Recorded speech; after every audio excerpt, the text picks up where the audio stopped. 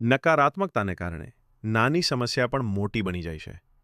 દરેક પરિસ્થિતિમાં સકારાત્મક રહેવું જોઈએ. જીવનમાં ઉતાર-ચઢાવ તો આવતા જતા રહે છે. ક્યારેક પરિસ્થિતિઓ આપણા મન મુજબ હોય છે તો ક્યારેક બિલકુલ વિપરીત. આવી સ્થિતિમાં સૌથી જરૂરી છે ધૈર્ય અને આપણી વિચારસરણીનું સકારાત્મક હોવું. નિરાશા વ્યક્તિને આગળ વધતા રોકી દે છે, જ્યારે સકારાત્મક વિચાર મુશ્કેલથી મુશ્કેલ પરિસ્થિતિઓમાં પણ રસ્તો બતાવી દે છે અને આગળ વધવા માટે પ્રેરિત કરે છે.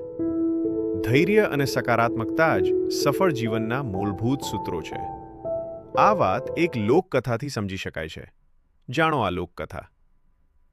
જૂના સમયની વાત છે. કોઈ એક ક્ષેત્રમાં એક સંત ખૂબ જ પ્રખ્યાત હતા. તેમની બુદ્ધિમત્તા અને શાંત સ્વભાવને કારણે સૌ તેમનું સન્માન કરતા હતા. લોકો દૂર દૂરથી પોતાની સમસ્યાઓ લઈને તેમની પાસે આવતા હતા અને સંત પોતાના સરળ ઉપદેશોથી સૌને સાચો રસ્તો બતાવી દેતા હતા. સંતના આશ્રમમાં ઘણા શિષ્યો પણ તેમની સાથે રહેતા હતા. ગામના લોકો રોજ આશ્રમ આવતા અને સંતના પ્રવચનો સાંભળતા. એક દિવસ સંતનો એક ધનવાન ભક્ત આશ્રમ પહોંચ્યો અને તેણે ગાય દાનમાં આપી. ગાયને જોઈને બધા શિષ્યો ખૂબ ખુશ થઈ ગયા. બધાના મનમાં એક જ વાત હતી કે હવે રોજ તાજું દૂધ પીવા મળશે. શિષ્યોએ ખુશી ખુશી આ વાત પોતાના ગુરુને જણાવી.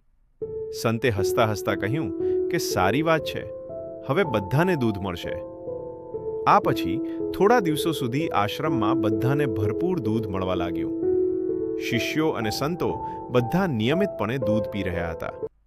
પરંતુ થોડા સમય પછી તે જ દાની વ્યક્તિ આશ્રમમાં આવ્યો અને તેને પોતાની ગાય પાછી માંગી લીધી. સંતે કોઈ ખચકાટ વિના ગાય તેને પાછી આપી દીધી. આ જોઈને બધા શિષ્યો ઉદાસ થઈ ગયા. તેમને લાગ્યું કે હવે તાજું દૂધ નહીં મળે. શિષ્યોના નિરાશ ચહેરા જોઈને ગુરુએ કહ્યું કે નિરાશ થવાની કોઈ જરૂર નથી. હવે આપણે ગાયનું છાણ અને ગંદકી સાફ નહીં કરવી પડે.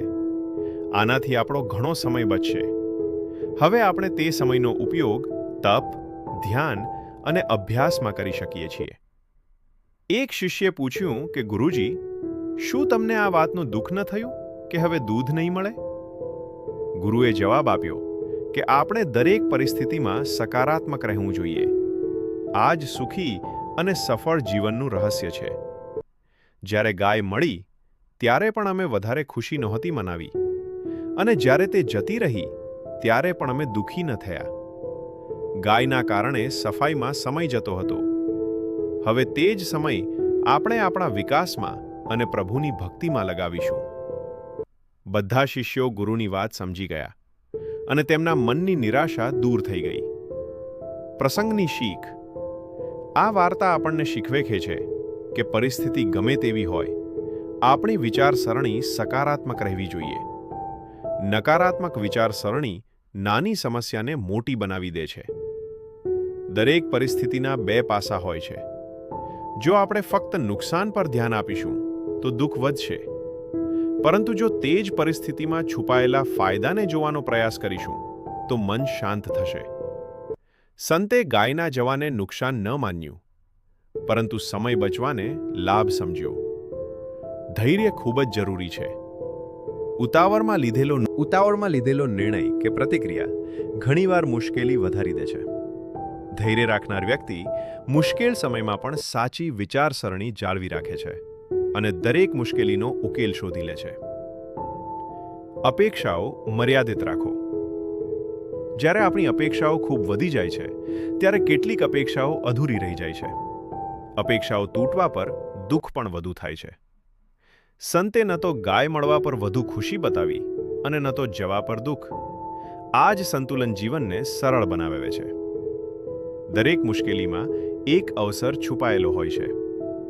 જરૂરિયાત ફક્ત તે અવસરને ઓળખવાની છે. જો આપણે દરેક મુશ્કેલીને અવસર તરીકે જોઈએ તો જીવનમાં આગળ વધવું સરળ બની જાય છે. નકારાત્મકતાથી દૂર રહો. સતત ફરિયાદ કરવાથી અને દુઃખી રહેવાથી ન તો સમસ્યા હલ થાય છે અને ન તો મનને શાંતિ મળે છે. જે લોકો ખરાબ સમયમાં પણ સકારાત્મકતા શોધી લે છે તેઓ ક્યારેય નિરાશ થતા નથી. તેઓ માનસિક રીતે મજબૂત રહે છે અને હંમેશા પ્રસન્ન રહે છે. સકારાત્મક વિચાર, ધૈર્ય અને સંતુલન જ એક સફળ જીવનનો આધાર છે.